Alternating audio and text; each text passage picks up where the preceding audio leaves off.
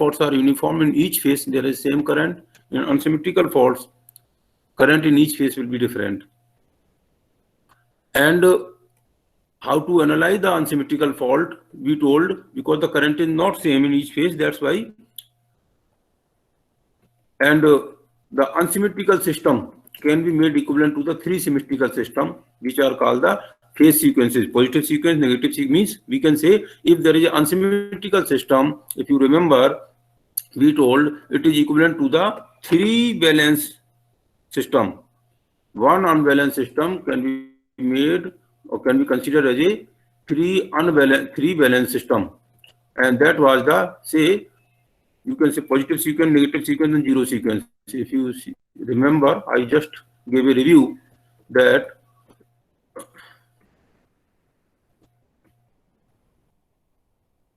is, yeah, if these are the three unsymmetrical voltages, voltage of phase A, phase B, phase C, which are not equal in case of unsymmetrical, then we can say it is equivalent to the one unbalanced system can be equivalent to the three balanced. Three balanced means one is a positive sequence.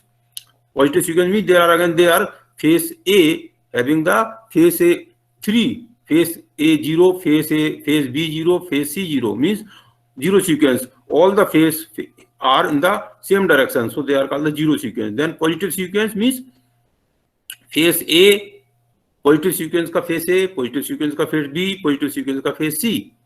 Similarly, negative sequence का phase A, negative sequence का phase B, negative sequence का phase C. So this is a three-phase system. Actually, in fact, this is a three-phase, this is a three-phase, this is a three-phase. Positive zero sequence, positive sequence, negative sequence. So we can say we can convert unsymmetrical system, unsymmetrical phase into the three balance system, and three balance are called the positive, negative, and zero sequences. This which we described, and each phase, each positive sequence behave to the network in different way, negative sequence behave to the network in different way, and zero sequence behave network in the different way.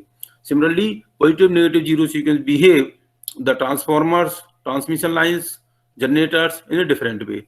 So, and depending upon the connection of the transformer, I told in one of the class that depending upon the connection, whether it is star or delta, or whether it is delta or star, or whether star is grounded or not, there is a connection of the transformer. For zero sequence, its behavior is different. That's why the whole network, say now your network is a, say there are n number of buses in a network. There is a n number of buses, number of transmission line, number of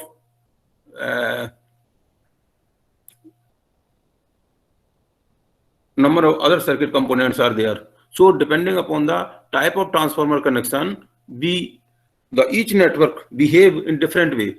Zero sequence, for zero sequence, its network will be different. For positive sequence, network will be different. For negative sequence, network will be different. And for positive and negative sequence, network is same, but zero sequence it is different.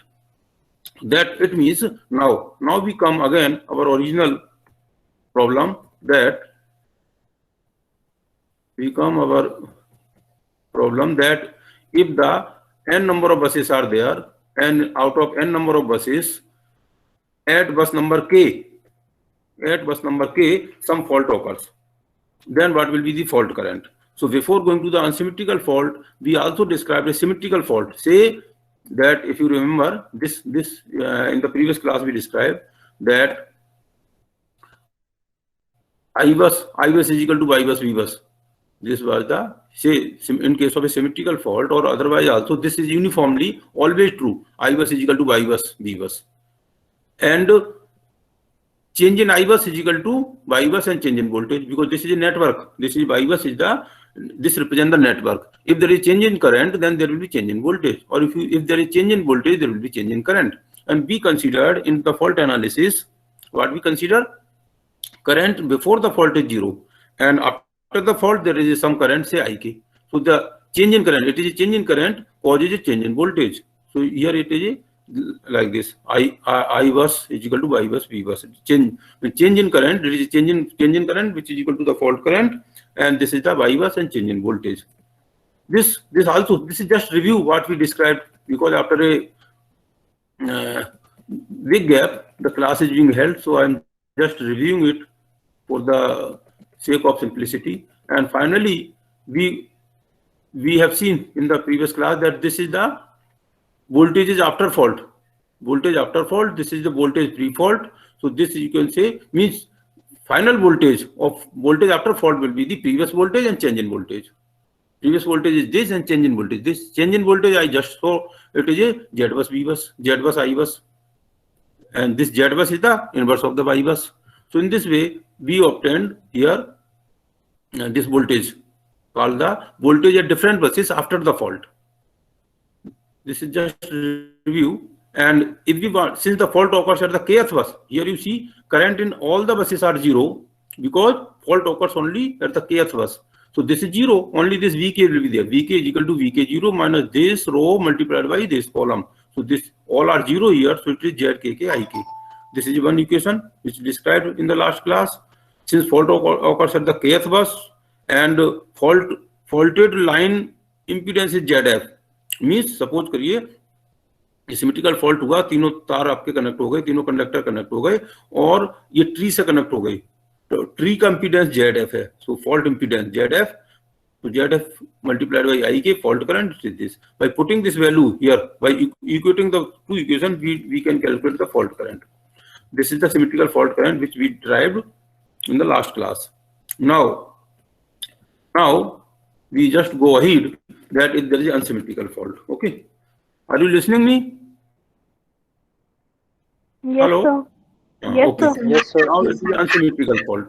Here, similar to the symmetrical fault, I told in case of unsymmetrical there are 3 sequences. Positive sequence, which is same equation which we have. If you see this equation, it is same which we have just described. V1 is equal to V10 Z1 I1. If you see here, I have just described this equation like this. This is same equation. V1F is equal to V10 Z1 I1, because symmetrical positive sequence is nothing but is same as of symmetrical. So this is the same equation here. V1 fault, after fault, these are the voltages. Before fault, this is voltage Z1. Z1 is the impedance. This is the current. Positive sequence current. Positive sequence impedance. Positive sequence current. Only this here you see, there it was written Z1. Here it is Z1 bus, means positive sequence impedance. Similarly, in short, this can be written like this. In case of a negative sequence, same equation is there. Only in case of negative sequence, initial voltage is not there. So here you see same equation is there. Negative sequence is not there.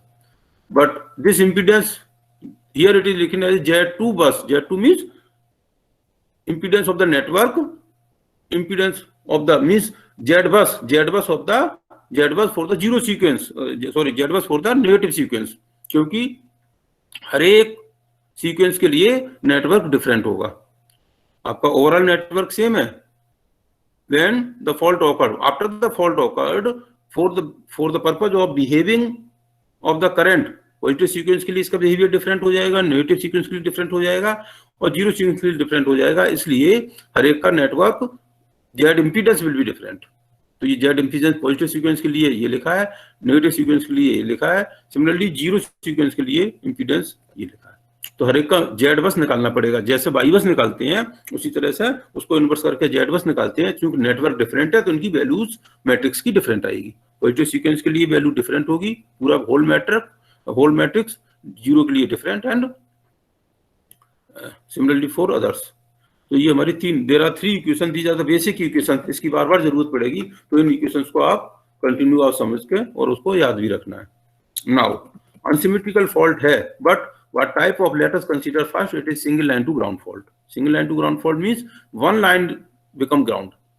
Phase B and phase C, say they are normal, no voltage in phase B and C. A में, phase A में हमारा line A में fault हो गया, वो ground से connect हो गई. So it means current is only in the phase A. Phase A में current जो kth बस का, kth बस में देखिए नेटवर्क में bus number 1 2 3 4 5 there are n number buses. Out of n number buses kth bus हमारा kth bus का face ए ground हुआ है. हर एक बस पे फेस ए हर एक बस पे 3-3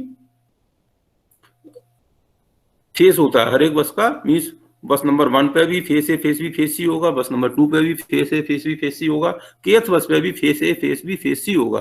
तो केथ बस का जो फेस ए है वो ग्राउंड हो गया, तो उसकी करंट हो गई आई ए यू कैन से आई के, केथ बस का था, केथ बस का ए करंट यू कैन से आई के ए, मीन्स केथ बस का ए फेस का करंट आई के, और केथ बस का बी फेस का और सी फेस का करंट 0। तो बी और सी का 0, यही था हमारा आई ए आई बी आई सी। अगर 3 करंट्स हैं आई ए आई बी आई सी और I A is different than I B I C, it is unsymmetrical. So unsymmetrical phase then can be converted into zero sequence, positive sequence, negative sequence, और ये हमारा face conversion का formula था जो हमने पहले drive किया हुआ है। ओके, यहां तक किसी को कोई प्रॉब्लम है तो अभी भी पूछ सकता है। Yes Sangeeta? No, sir. Okay. So from here you see IK0. IK0 means this row multiplied by here, since both are 0, so there is no effect of these one. So simply IK0 will be equal to IK by 3. Similarly, IK1 and IK2 means zero sequence, positive sequence, negative sequence, all are equal to IK by 3 from this matrix, where IK is the current in phase A, current in phase A which is grounded. Okay, और यही हमें निकालना भी है, finally ये निकालना है कि होगी कितनी। और नाउ फेस ए हमारा ग्राउंड हुआ है, और सपोज जिसके थ्रू, जिस इंपीडेंस के थ्रू ग्राउंड हुआ है, सपोज ट्री के थ्रू ग्राउंड हुआ है या कोई कंडक्टर गिर गया उसके ऊपर ग्राउंड हुआ है, उसकी इंपीडेंस है जेड एफ। तो Z F multiplied by I K means fault current, fault current by multiplied by the fault impedance, ये वहां का केथ बस का वोल्टेज है। केथ बस का एक्चुअल वोल्टेज ये है VK, VK is the actual voltage of the kth bus. Okay, तो ये हमारी बेसिक चीज है। नाउ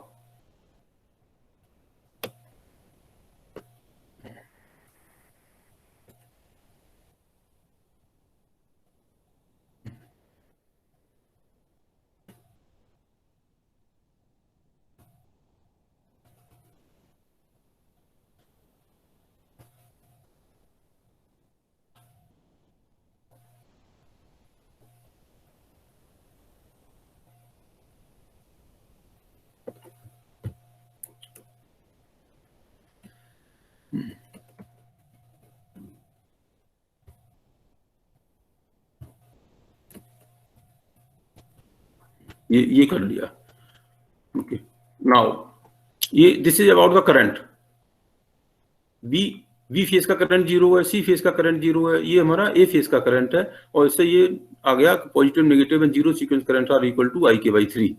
और ये I K finally we have to find out this V K is Z F I K, because Z F is the faulted impedance, it is the faulted current. ये करंट का हो गया। Now about the voltage, if we know the voltage is zero sequence, positive sequence, negative sequence voltage, then the phase A, phase B, phase C, three voltage means kth bus का, ये kth बस की बात हो रही है। kth बस पे ही हमारा जो, अगर kth बस के हमें तीनों वोल्टेजेस पता है, zero sequence, positive sequence and negative sequence, तो actual voltages that is the phase A, phase B, phase C, that we can find with the help of this matrix. So you can say this VA means kth bus का face ए का voltage VA is equal to this row multiplied by this column. So you can say VK0, VK1, VK2 is equal to this VK. VK means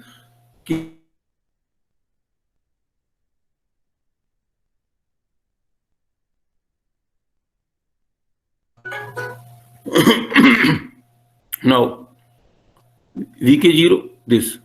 Now this VK, this voltage of the kth bus of phase A, this is same. This is the VK can be put from here. Means phase A का kth bus का voltage ZF into IK आपने यहाँ रख दिया, ZF into IK, and IK is equal, what is IK? IK is the fault current. Fault current is equal to 3 times of IK1. This 3 times of IK1. IK1 is positive sequence. So positive sequence current का 3 times multiply करके ये आ गया. Now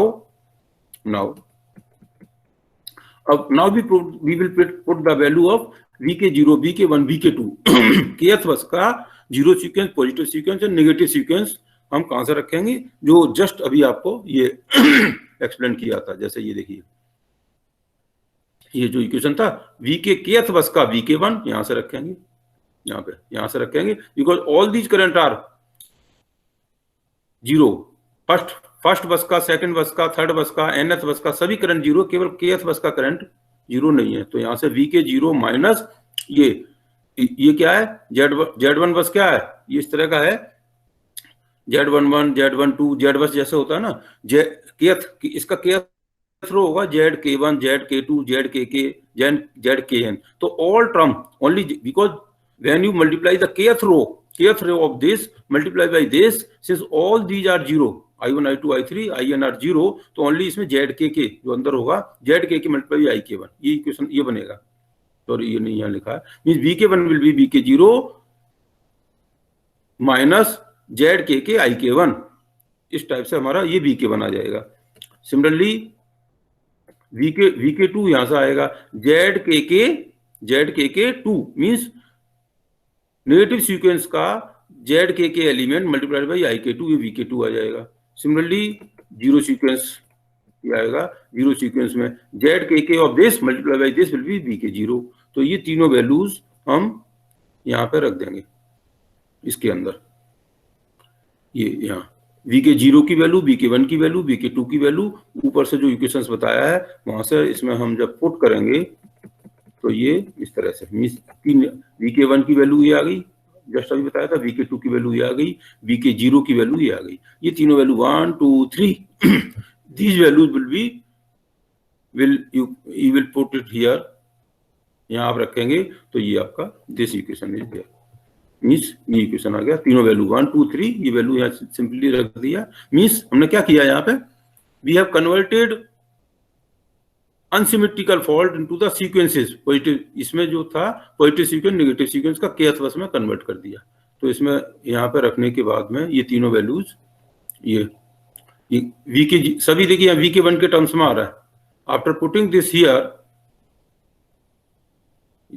ये तीनों means currents में ये positive sequence voltage, kth bus का negative sequence voltage, zero sequence voltage, इसकी वैल्यू यहां से रख दिया तो ये करंट्स आ गए यहाँ पे, ये इक्वेशन आ गया।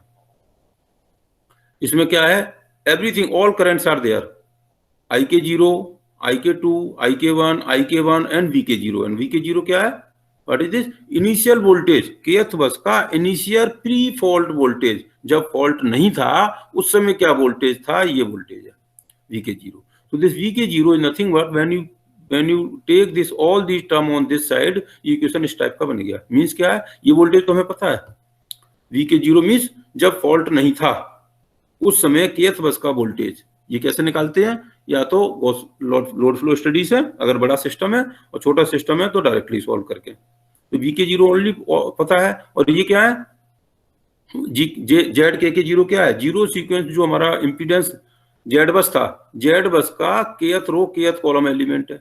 ये क्या है, Z बस पॉजिटिव सीक्वेंस का Z बस, जीरो सीक्वेंस का Z बस है बिकॉज सभी का Z बस डिफरेंट है। पॉजिटिव सीक्वेंस का Z बस है, उसका kth रो kth कॉलम एलिमेंट है। ये नेगेटिव सीक्वेंस का जो Z बस है उसका kth रो और kth कॉलम एलिमेंट्स है। और 3 into ZF, ये ZF क्या है, it is impedance of the conductor by which the fault has happened. So this it means we are able to obtain now IK1. IK1 is this IK1 what is IK1? IK1 ये निकल आया VK0, वहीं से नीचे ये divide कर दिया तो ये आ गया। और अभी आपने ऊपर देखा था इस केस में, देखिए in case of single line to ground fault IK1 was equal to यहाँ था ना, देखिए IK1 was equal to IK2 by IK0, तीनों बराबर थे, तो इसलिए हमें बार बार निकालने की जरूरत नहीं। इसमें in case of single line to ground fault ये सेम आ गया, VK0 IK1 is equal to VK0 ZK0 ZKK1 ZKK2 and 3ZF। अभी इसको देख कर क्या पता लग रहा है, what is this, this is the voltage before the fault of the kth बस, जो हमें मालूम है from the load flow study और अदरवाइज स्टडी स्टेट में जो भी वोल्टेज था, that we know. Now ZKK0 क्या है, ZKK0 क्या है, Z बस जीरो सीक्वेंस का जो हमारा जीरो सीक्वेंस मैट्रिक्स है Z बस,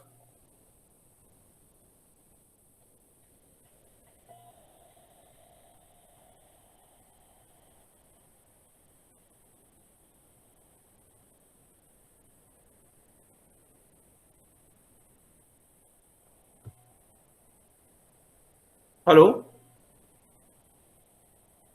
are you listening me? Anybody? Yes, sir. Yes, sir. Screen गायब हो गया। Yes, sir. क्रैक हो गया सर, ये पता नहीं कैसे।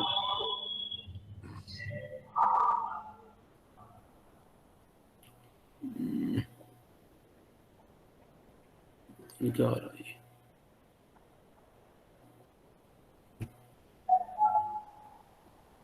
अभी स्क्रीन पे कुछ दिखाई दे रहा है? Yes, sir. दिखाई दे रहा यस है। सर, ये गूगल दिखाई दे रहा है सर। तो पता नहीं क्यों दोबारा से एंट्री करा रहा है जीमेल।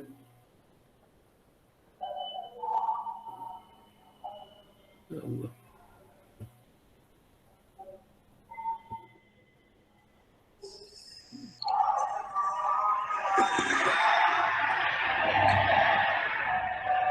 अच्छा, ये रहा।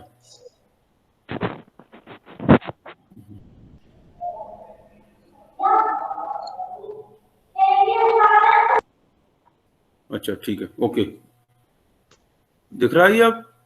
Yes, sir. ओके, सो ये हमारा आ गया current, positive sequence current and negative sequence current. In case of single line to ground fault, all the currents, positive sequence, zero sequence, negative sequence current are given by this equation. They are same. Where VK0 is the free fault voltage of the kth bus और ये Z bus zero sequence का kth रो kth element है, ये positive sequence का kth रो kth रो element है और ये negative sequence का जो Z बस है उसका kth रो kth कॉलम एलिमेंट्स है और ये फॉल्ट इंपीडेंस है। तो ये निकल गया। अगर हमें ये पता लग गया कि तीनों currents, if you know all the positive negative zero sequence currents, then we can find the actual current. Actual current means क्या? एक्चुअल करंट कैसे निकालेंगे? तो ये देखिए, अगर ये we know all this, so we can find the actual fault current IK is the 3 times of this. Actual fault current आ गया कि फेस ए पे kth बस में जो एक्चुअल करंट होगी that will be 3 times of this. ये formula निकाला था अभी आपको देखा हुआ है, तो वहां से हमारी एक्चुअल करंट आ गई। Once you know the actual current, अब हमें निकालना क्या है? नेक्स्ट क्या है? वोल्टेजेस निकालना है। वोल्टेजेस निकालने के लिए ये आगे नहीं आएंगे। सभी का करंट्स देखिए, ऑल करंट्स आर जीरो और ये जो एक्चुअल ये है पॉजिटिव, ये करंट अभी निकाला है जस्ट फॉर्मूला से, ये करंट निकाला है, ये इंपीडेंस पहले से मालूम है। तो वी कैन फाइंड फर्स्ट बस ऑल, ये तो kth बस का निकाल चुके हैं, फर्स्ट बस का सपोज निकालना है। फर्स्ट बस, सेकंड बस means all the voltages at different buses during the fault.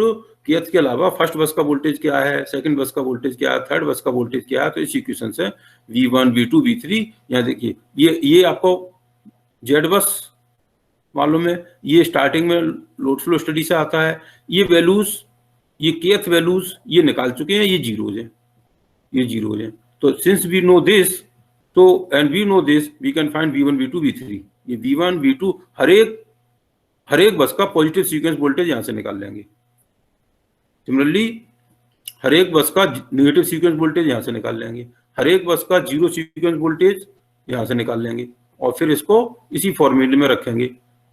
Zero sequence, positive sequence, negative sequence में रखेंगे तो हर एक बस का आपका फेस ए, फेस बी, फेस सी आ जाएगा। मींस kth बस का फेस 1, 2, 3 ऐसी V1, फर्स्ट बस का VA, VB, BC, सेकंड बस का VA, VB, BC, थर्ड बस का VA, VB, BC, इस तरह हम निकाल लेंगे। Okay, so this is about the single line to ground fault.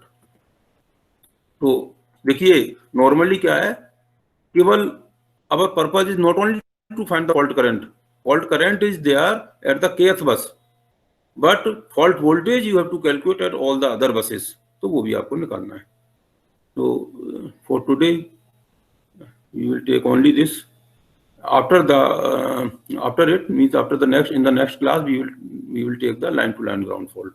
Okay, so if you have any problem up to this, you can ask, and simultaneously you can start solving the numerical questions